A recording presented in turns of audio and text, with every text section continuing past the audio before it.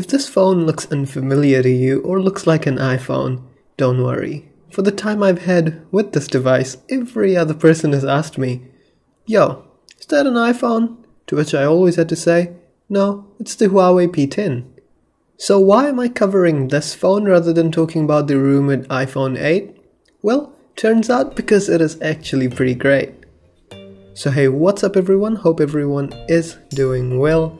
My name is Preet and I'm here with my lovely mascot today, Apollo, and this is my review of the Huawei P10.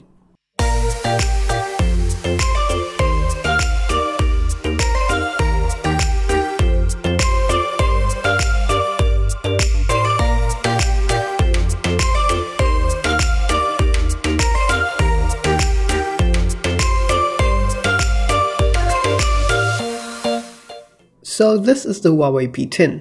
Pretty sleek and classy if you ask me. Definitely screams premium with its all metal unibody design. Taking a look around, this phone has two cameras co-produced in collaboration with Leica, and it is actually pretty amazing, as you'll see further on in this video.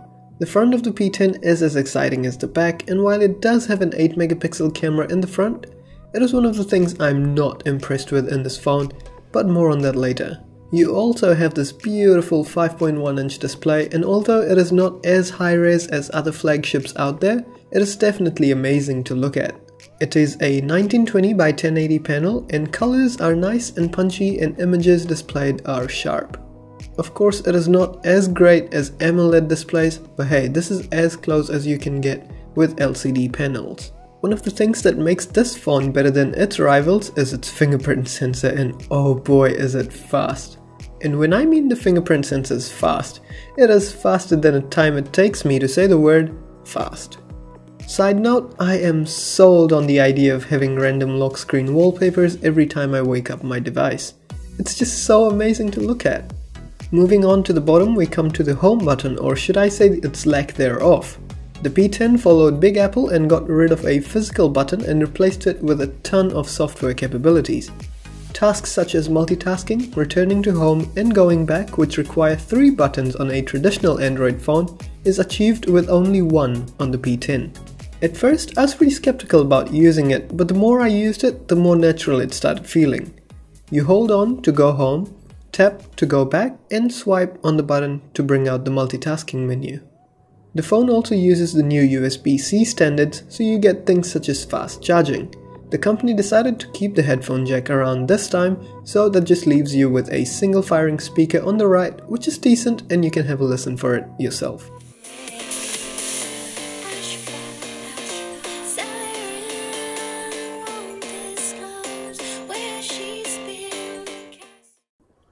The device also features its in-house Kirin 960 chipset together with 4 gigs of RAM and expandable storage.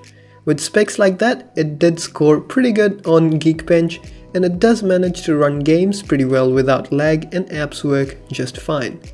The processor is not as fast as its snappy Snapdragon counterparts, but hey, if it doesn't lag, who am I to complain? Speaking of software, Huawei's phones run EMUI, which is the company's own skin on top of Android 7.0 Nougat. I'm not a fan of third-party skins, but I decided to give the P10 a shot with its skinned UI, but after a few days I decided to install Nova Launcher and get that stock feeling back. Now don't get me wrong, some people may like the feel of EMUI, but it's just not the thing for me. The battery on the P10 is rather a tiny bit disappointing. It's not bad by any standards, as it gets you through the day on average, but considering its price of $1,000 here in New Zealand, I did expect a bit more than 3200 milliamps. Now let's move on to the shooters. Remember when I mentioned that the P10 offers dual cameras on the rear? Well, it does kinda incredible things with them. One of the sensors is a 20 megapixel color shooter and the other is a 12 megapixel monochrome sensor. Now you may wonder why you wouldn't just use an Instagram filter to get those black and white stills, but let me tell you that the monochrome sensor does wonders and always manages to surprise me with its quality. It's just something you wouldn't achieve with a filter. For any of you Instagram fans, this mode is sure to get you pictures that make you stand out from the crowd. The camera otherwise is pretty good in terms of normal shooting. The shots are comparable to other flagships in the likes of the iPhone 7 and the S8, but in 2017, using the name Leica with your phone is useless until you can do something amazing with it. So what's the amazing thing the P10 does? Portrait mode. Now it's nothing you haven't seen on other devices such as the iPhone 7, but the blurred effect achieved with this phone is quite admirable. There was a time where I spent the entire day shooting candid pictures for my friends because of how much I love this mode. Otherwise, the rear camera is good. I say good because although the quality produced during daytime is great, it doesn't seem to work well under darker conditions and definitely seems to suffer. Now the P10's larger brother does claim to be better at low light, but I'll have to see about that as I haven't compared with it yet. Something that's not great about the cameras is the one found in the front. It is a 8 megapixel shooter, but something about the image quality doesn't appeal to me. Snaps I took with the selfie camera seemed a bit muddy and grainy to me, and while some reviewers may like these imperfections, I tend to lean towards a more sharper and cleaner image. All in all, the Huawei P10 is a great phone. It does what you expect it to do, but don't expect anything more. For its price tag, it is a bit hard to recommend to someone as you can get something like the OnePlus 5 for a lower cost.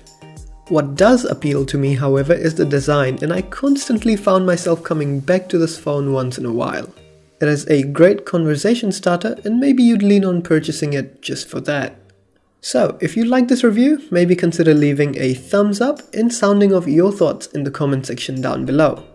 Also, if you're new here, I'd love to see you hang around, so definitely press the subscribe button. Other than that, I hope you all have a great day, and until next time, take care.